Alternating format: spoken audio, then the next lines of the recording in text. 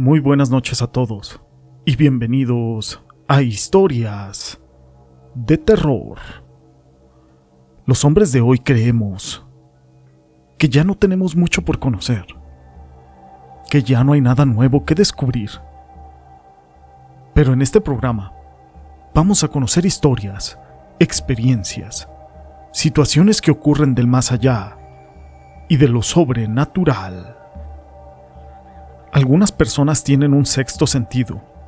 Esto quiere decir que a veces son capaces de ver fantasmas o de percibir, por medio de sus sentidos, algunas energías que no son de este mundo. Nosotros amamos las historias de terror. Nos gusta hablar de espíritus, de brujas, de demonios, porque nos hacen sentir adrenalina, tal vez un poco de miedo, y que en cualquier momento nos podría ocurrir algo paranormal. Pero todo esto no es relevante sin una historia. Mi nombre es José Llamas y te presento La Danza. La siguiente historia está basada en hechos reales de Gulfrano y fue compartida por Crónicas Paranormales, Huasteca Potosina. Muy buenas noches a todos. Yo soy de Santa María del Río. Aquí vivimos desde hace mucho tiempo, pero vengo de Oaxaca. Nosotros vendíamos piloncillo en eso de los años 90, cuando sucedió esto que les voy a contar. Y no voy a dar tantas vueltas al asunto. Así que eran cerca de las 11 de la noche cuando yo regresaba de la casa de mi esposa. Había ido a dejar algunos morrales a mi suegra, y ya de regreso yo tenía que pasar por la orilla del río. En ese lugar hacía mucho tiempo que a mí me daba miedo pasar por ahí porque escuchaba voces, o bien, algunos amigos también me decían que se escuchaban algunos lamentos horribles. Y la desgracia es de que pasando por ahí siempre se me venía a la mente todo eso.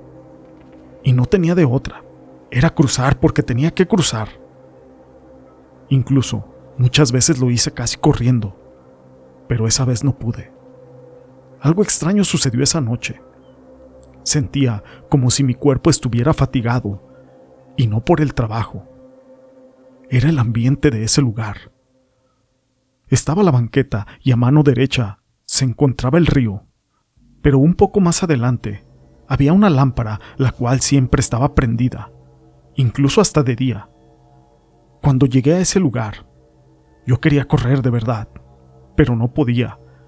Sentía ese cansancio, el cual era muy extraño. De repente, al fondo, empecé a ver como una bruma blanca, como si fuera algo de neblina, pero iba rondando la calle. Me quedé parado. Sentí miedo, pero me quedé como si estuviera congelado, y esa bruma daba vueltas hasta que se metió por unos arbustos. Y por mi vida lo juro, que vi a un danzante salir de la oscuridad. Tenía una marca del lado derecho. Portaba un sombrero con plumas, como si fuera un penacho, y danzaba alrededor de la lámpara. Había algo en él que me llamaba la atención y sentía que mentalmente me estaba llamando. Escuché en mi mente un dialecto indígena y veía cómo ese señor seguía danzando, pero no tenía pies, o no lograba vérselos por aquella bruma. Andaba con una camisa de tela y un pantalón igual. Bailaba y gritaba, silbaba como con un tipo de caracol, y volvía a subir y agachar la cabeza. Yo me quedé viéndolo un buen rato, hasta que de repente sentí que alguien estaba detrás de mí. Cuando volteé, era una joven, de algunos 20 años de edad, pero estaba completamente desnuda, pero había algo muy extraño. Tenía arañazos en el pecho. El cabello le llegaba hasta las caderas. De repente estiró las manos y gritó, pero para mi mala suerte, me caí y me fui rodando hasta el río. Me golpeé en la cabeza con una piedra y como estaba todo atarantado de ese golpe, comencé a pedir ayuda, porque ese danzante y la mujer venían bajando la cuesta hacia el río, justo a donde estaba yo. La mujer agarraba las ramas y el danzante no paraba de bailar. Pero todo esto que yo les cuento es poco, porque cuando me empecé a arrastrar, grité y grité cada vez más fuerte, hasta que sentí como si me hubieran puesto el pie en la espalda. Volteé y ya no había danzante ni mujer. Era un ser alto. Tenía cuerpo como de hombre, pero unas piernas peludas. Estaba calvo y me dijo que me iba a matar. Al escuchar esa voz, era como una voz de ultratumba. Inmediatamente, no supe cómo, pero como pude, me levanté. Comencé a correr. Incluso quise subir la cuesta y la subí. Abajo, justo en la orilla del río, estaba ese ser. El danzante y la mujer estaban bailando vilmente. Ese danzante aventó un pitido más con ese caracol y yo traté de irme corriendo hasta llegar a mi casa. Y así lo hice. Llegué y le avisé a mi mujer que cerrara todo. Ella incluso me ayudó a cerrar las ventanas. Le conté todo lo que me había pasado y comenzamos a hacer oración. Pasaron los días y mi mujer se estaba poniendo mala y mala. La llevé al médico, pero ella murió 5 días después de ese encuentro. Cuando me quedé solo con ella en la cama, antes del velorio y la noche en que ella murió, yo no podía creer esa desgracia. Y ya afinada mi mujer, la cobijé con una sábana para después de eso ir a hablarle a su mamá.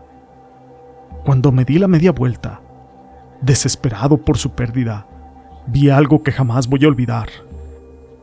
Era mi mujer, la cual estaba levantada y se sentó y me dijo: «Vine por ti».